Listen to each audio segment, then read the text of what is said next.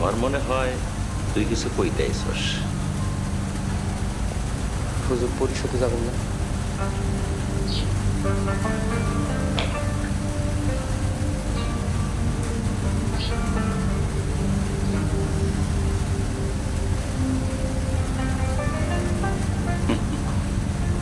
মনের কথা মনেই রেখে দিলি। ঠিক আছে, তোর যখন মন চাই তখন কইস। যা সাদিয়ার কোন নাস্তা পানি দিতে, নাস্তা পানি খেয়ে পরিষদে যাবো। জি স্যার। ওয়ালাইকুম আসসালাম।